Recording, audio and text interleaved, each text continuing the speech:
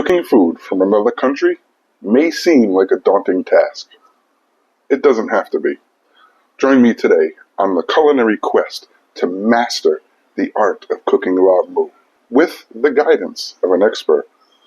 Today, we're going to dive into the deliciousness of larb moo. It's a common Thai dish, loved around the world, and it just happens to be my personal favorite.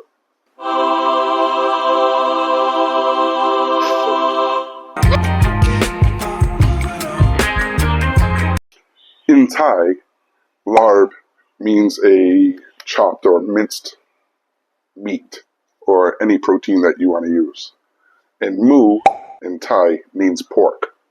So, larb moo means a chopped pork salad. Its typical flavor profile would be spicy from the chilies, salty from the fish sauce, a bit tart or sour from the lime, toasty flavor from the toasted rice, and a fresh flavor from the fresh vegetables, cilantro, scallion. So, stay with me. Let me introduce you to our expert.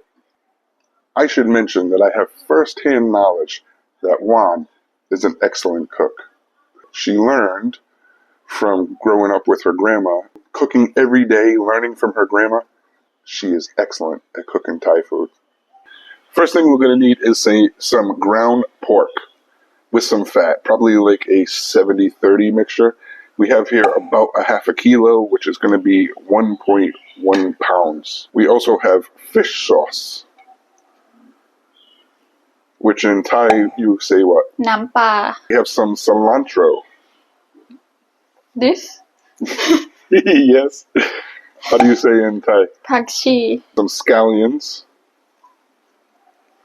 This? How do you say Thai? Ton hom. And some red onion. How do you say in Thai? Hom dang. We have some chili. This powder chili. Chili powder. How do you say in Thai? Pik pon. We have some toasted rice, or roasted rice, the bottle says. Khao khua. We have some limes. You're probably going to need, depends on the size of the lime, couple, 2-3 limes. We have a little bit of sugar. Sugar. White sugar. How do you say Thai?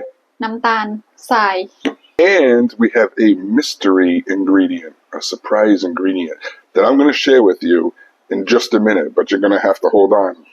And how do you say what that is in Thai? ผงชูรส Typically perceived as Thai, larb actually originated in Laos, the national dish.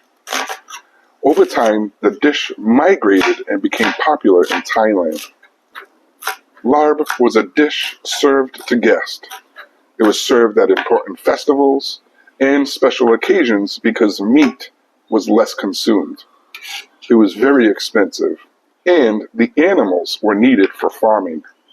Let's address some common misconceptions and difficulties people encounter when attempting to cook authentic larb moo in their own kitchens. Thai food is always spicy.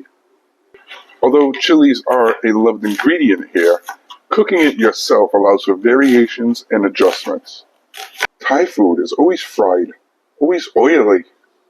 You'll see in today's video that we do not add any extra oil.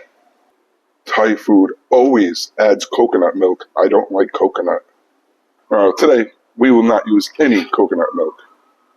Thai food is not so healthy food. This is 100% not true.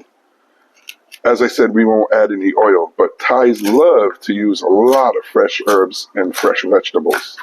Many ingredients like Thai basil, lemongrass, turmeric have plenty of nutritional value and health benefits. There are no vegan or vegetarian options. Well, any protein used in any Thai recipe can be replaced with vegan-friendly options like tofu. Also, you can use rice noodles. It's a gluten-free option for any noodle dish. I can't do it. I need some special cooking equipment, some pan I don't have, or that tool I don't have. You'll see today that we use one pan, and there's nothing special about that. There's no Thai market near my house. Okay, that may be true, but there are always suitable alternatives to be found. Any Asian market would carry a similar product in a pinch. Or you could order the dry herbs or bottled sauces online, which is so common nowadays. I'll leave a link in the description for an article I found called How to Substitute Ingredients You Can't Find. And this is from rosesthai.com. Right, so it's about time to roll up our sleeves and get cooking. Right, so get ready to elevate your culinary skills.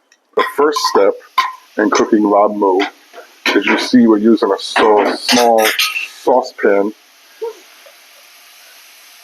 1, 2, 3, 4. That was like 4 tablespoons of water. So we're just using a little saucepan to brown up the meat.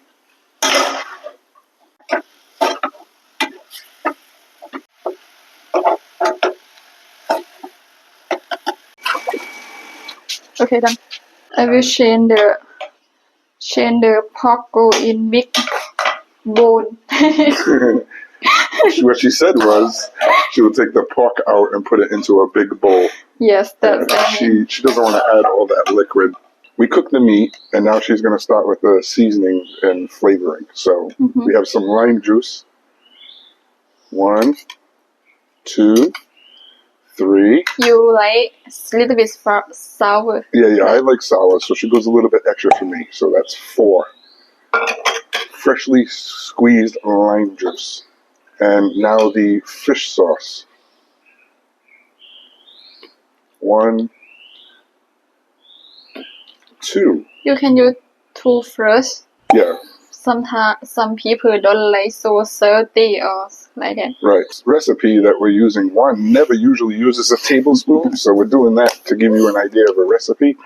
It's really what you like, what flavor you like. So we're just giving you a benchmark, and you can adjust to your own profile, your own preference at that point. Juan, what is the secret ingredient? ผงชูรส Pong shodo. English, we call it MSG.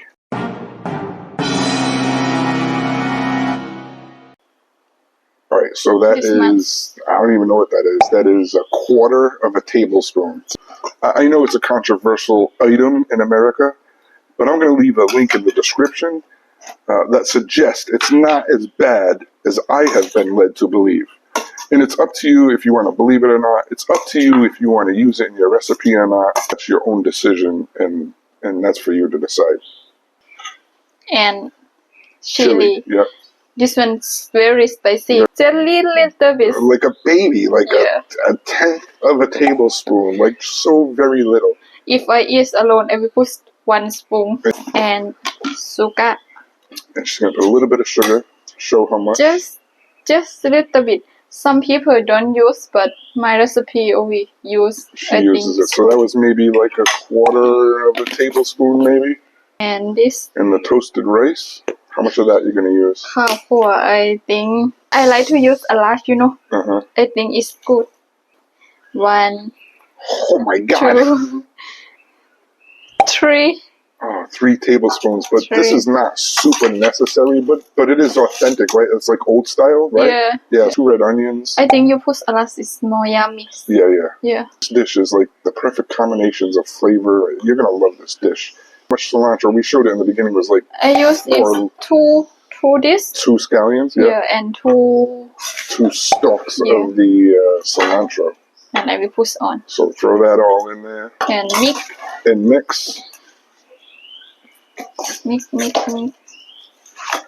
All right, so Juan tasted it. She wants a little bit more salty. What's that? Let me see. What the fuck? Like half. She's adding another half. No, 4. So that's it, man. Was this an easy dish or what? I mean, all we did was cook the meat. Everything else was fresh. Adjust the flavors to your own preference. As we wrap up our cooking session, let's recap the main steps and the key takeaways from our larb moo demonstration. Who's excited to give it a try? So, we learned that Thai food is adaptable, that you do not need to be a professional chef. You do not need special equipment. You can prepare your ingredients ahead of time by cutting them. You fry the pork. You add your fresh herbs. You season to your preferred taste. You add the fresh vegetables, you mix it all up, you taste and adjust along the way to find the perfect balance for you. Now, for the best part of this whole experience, I could eat this every single day. I already know this is going to be delicious. I already know it. Very common in Thailand to eat this dish with sticky rice. It's steamed and it sticks together. I like to make these little balls. I like to dip the ball in the sauce so it soaks up some of all the flavors. And I use the sticky rice with a little bit of the larb moo and some juice.